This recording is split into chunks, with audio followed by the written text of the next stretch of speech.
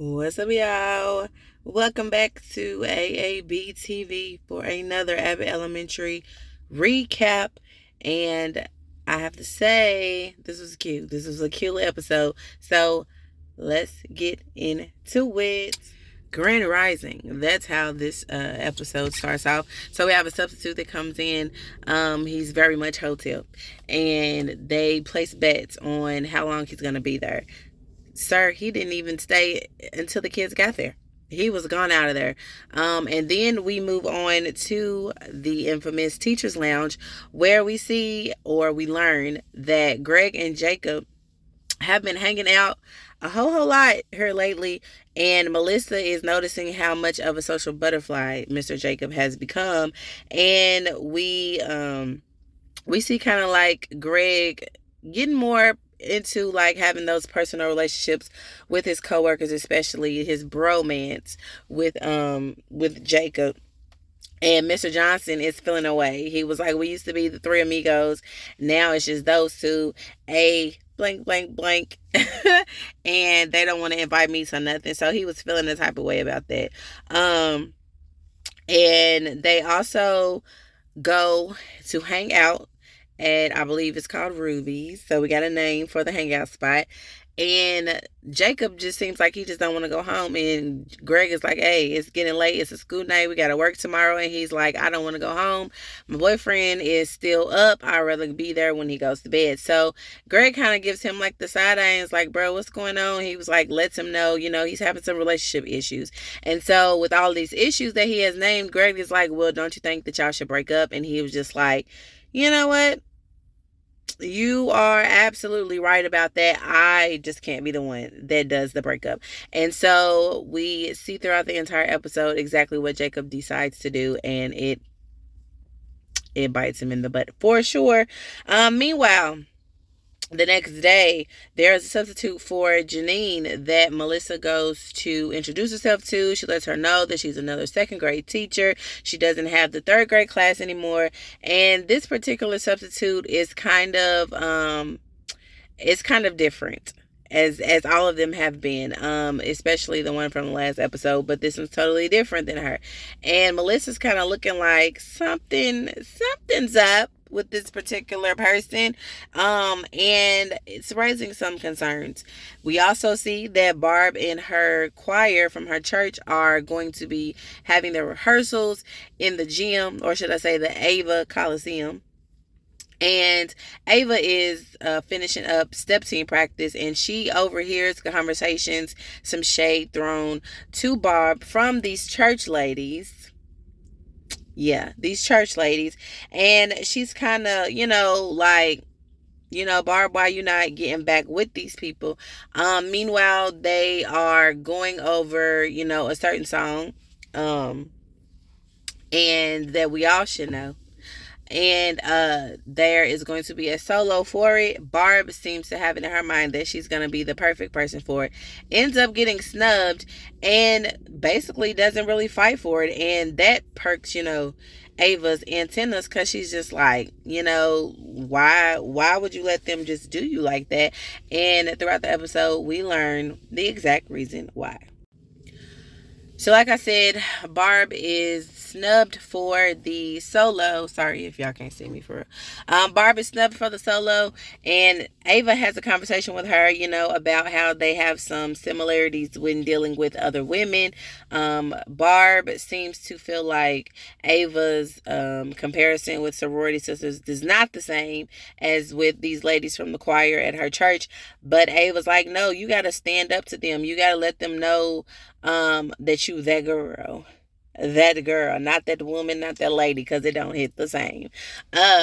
And she was like, you need to fight for what you want. You want that solo, you need to go after it. Don't let them just do you like that. And she was basically saying, with her sorority, dealing with mean girls and all that. And I'm sure us women, even men, have dealt with some people like that as well. But you got to stand up for them, and don't let them just keep you just running over you, keeping you, down like they running something, and they not, because you are that girl. So I was like, look at Ava. she done softened up a little bit. Would y'all agree? She done softened up. She's showing her loving side, her caring side, and even still in her own Ava way. But she's really doing her big one. I love it. I love it. I love it. So then we see that Melissa is done barged into the room with the substitute because the kids she feels like are going crazy. Ends up finding out that the substitute is the one that initiated the craziness, and she decides to take it upon herself to call Janine, who's in the middle of making hard decisions at the district, and she's letting her know, like, I need you to look up this particular person because at the end of the day, like, something's up with her. I don't think she's qualified for this job, and I need you to help me figure out who she is and what she's about because she ain't doing what she's supposed to be doing. So Operation Breakup is commencing, and so Greg is talking to Jacob, and Jacob is letting Greg know that he is basically doing all of these little petty little things to get back at his boyfriend in order for his boyfriend to be the one to break it off with him, and because he can't bring himself to actually do it, right?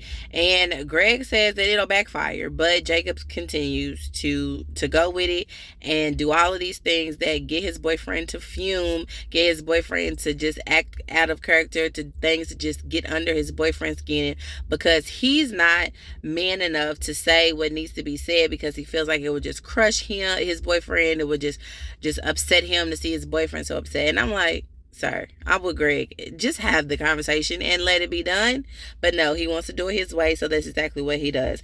So in the meantime, Janine has updated Mel about this substitute. She finds out that she can't find this woman in the system at all. She gives her the name, and she's like, she's nowhere to be found. I'm going to come there, and we going to basically let her know that we have caught her. She ain't certified. She's not in the system. She don't need to be in no classroom. And so, it makes Melissa feel like, see, I knew I wasn't tripping. I was sure I was right about my suspicions, and you were right. So when you get her, we going to go tag team her or whatever. And so later on down the line, the church ladies are having a rehearsal. There was a certain church lady, I can't remember her name, but she basically notices something new with Barb, and another lady in her decide to, throw that little shade at Barb, and Barb is just taking it. Meanwhile, Ava, always in a cut somewhere, is overhearing this, and she's like, oh, hold up, what's really going on? And so Barb again just decides that she wants to let it go, but then she interrupts the rehearsal to let the director know that because she feels so deeply this song that they're going to sing, she wants to be the one to have a chance at trying out for the solo. So the choir director was like, all right, lets her do it up, cuts her off. Nope, you can't. Sorry, your voice is not it for this particular song. Maybe another time. Again, raises Ava's antennas, and she's ready to go. She's ready to fight for her friend. She's ready to be like, hold up, you got my girl messed up. No. But then Barb walks her out, and she was like, let's just let it go. Let's let it go. Ava is ready to go off. Like I said, she is showing her caring side. I know that, we ain't supposed to, quote unquote, go off on people. But when you love someone, you care about somebody, and you see them being done wrong, of course you're going to want to take up for them. And that's why I said Ava is really showing some lighter angles, if you will, about her personality. But Barb tells her, you know what, we're just gonna let it go. I'm gonna let it go. It's okay. They made their choice. It is what it is. Let's let it go. Here we go with the double duo, Melissa and Janine. Janine finally comes to the school to confront this substitute. They walk in there. They're like, ha, gotcha. They go off on all this long little tangent. Come to find out, the name they got was spelled incorrectly. The person has been certified, been subbing, been had, all of this stuff going on. And all of a sudden, they both just got pie in their face. And Melissa even tries to go over to the side of the classroom where the substitute was, as if she wasn't the one that initiated the whole thing, and leaves Janine hanging or whatever. And she's like, the substitute's looking at them like, y'all crazy. Like, what's really going on?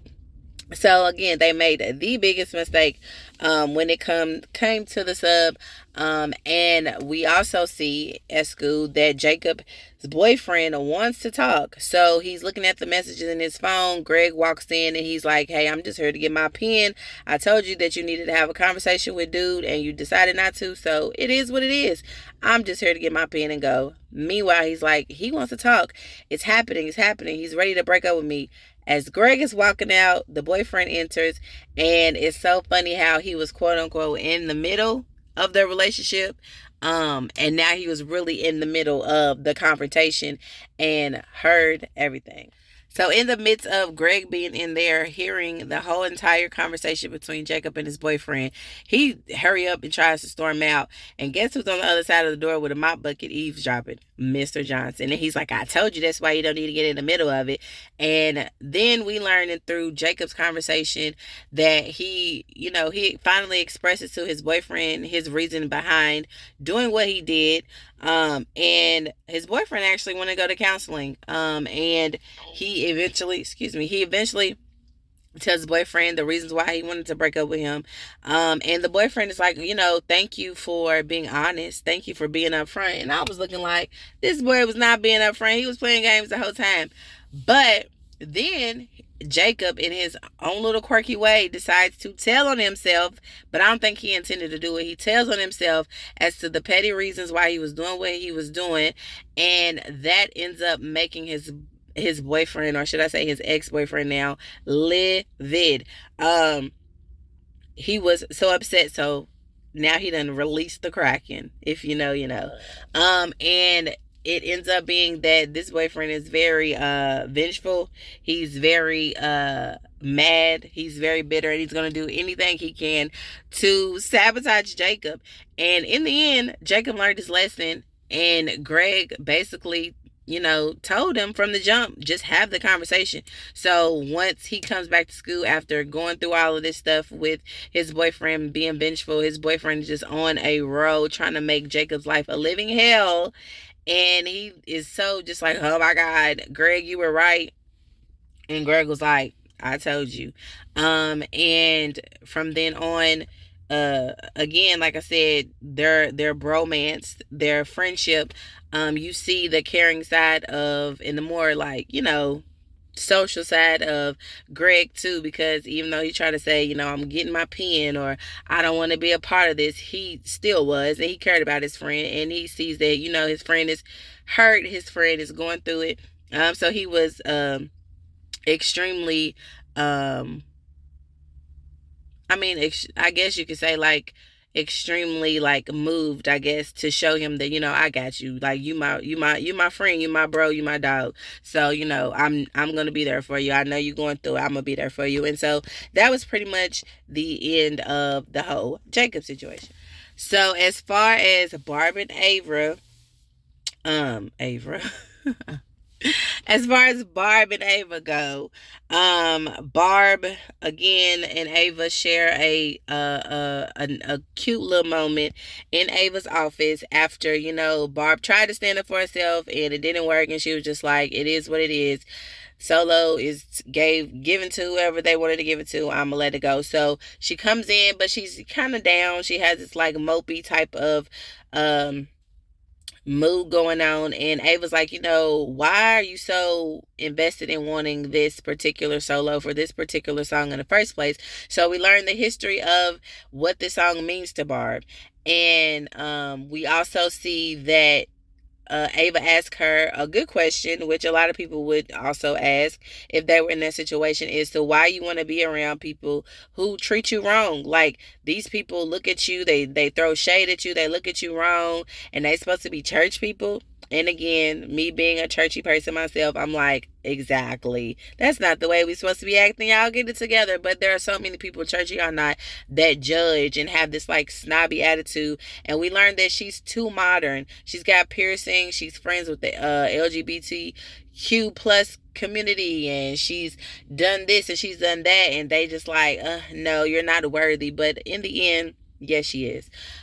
So we again, like I said, after that we learned that the history of the reason why she loves the song that they're gonna sing and why she wanted the solo.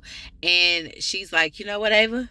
You gave me an idea. I'm going to go and I'm going to share this story with these ladies, and they're going to change their mind. They're going to, that's the reason why I was put through this, so that I could persevere, so that I could share this story, and it's going to move them to allow me not only to have the solo, but to get to know my why, basically. And Ava was like, that ain't why I said what I said, but okay, do what you do. Janine comes, apologizes to the sub. I don't really know. We don't really know that whole conversation because they didn't show it. But then she goes to Melissa's classroom. Melissa apologizes to her for even getting her in the middle of some mess. And Janine's like, oh, you just missed me. You just missed our little hijinks we got into. And she was like, no, girl. I'm bored. I don't got a second class. No, I don't got, the double class no more. I don't got a man no more. Like, I'm bored. And so I just want to be in somebody's business. And then Janine was like, well, what was the reason? What was all this for? Right? And then Ava at the end decides to go and ask Barb about her sharing her testimony of this song to the ladies in her church. And she's like, did it work? Did it move them? She was like, girl, no, they wasn't moved at all. So it just is what it is. And she was like, but you know what? I'm going to look at the brighter side of it. At least I do get to sing this song. Even though I'm not a solo, I get to sing this song that means so much to me. So I'm okay. But again, that's like Barbara. Take it on the chin, keep it going, keep it pressed in, look for the silver lining in it, and it, let it be what it was. And so Ava was just like, well, at least you get to sing it twice. And she's like, twice? What you mean? And she's like, come show me. Y'all, again, Ava in this sweet sad. I said, oh, that was a cute little idea. She decides to put on a surprise recital so that Barbara can sing the song for the school and the teachers to be able to have her moment to sing the solo. And that just was just so sweet. And everybody was vibing, everybody was grooving, and Barbara was just singing it. And everybody was just having a good old time. And even Mr. Johnson said the song made him want to go back to church of Latter-day Saints. But to Ava's surprise, that just did something to Barbara to where they was there for hours upon hours having Barbara sing songs, teach lessons about notes and everything. And she was just like, I didn't expect her to do all of this. So at the end, she made Barbara happy. Everybody came out, for the better in this episode. Maybe not Jacob, because now he's single and got itty bitty sweaters on and all that stuff. So to me, the moral of the story is have conversations with people, don't judge people, and be there for people. No matter your differences, be there for people, be kind, because you never know people's stories, you never know what people go through, and listen to your friends when they tell you to do something, because at the end of the day, it's wisdom, and when you listen to wisdom, you ain't got to keep on making no crazy mistakes. So, yeah, y'all, that was the episode. This is the recap. I'm about to get up out of this hot car.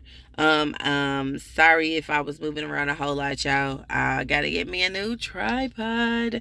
Again, thank you guys for watching.